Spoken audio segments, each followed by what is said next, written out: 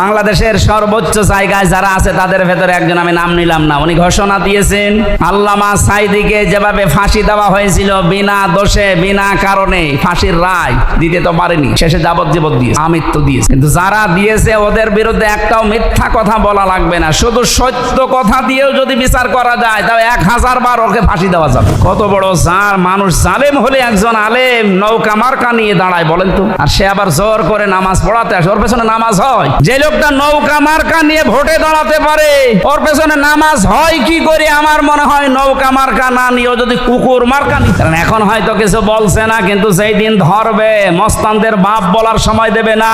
আল্লাহ আগস্টের 5 তারিখে যেমন দেয়নি, দুপুরের খাবার খেয়ে যাবে সে সময় দেয়নি, খালি 5 মিনিট চেয়েছিল যে একটু লিখে যায়, বলে কিসের লিখা আসতেছে?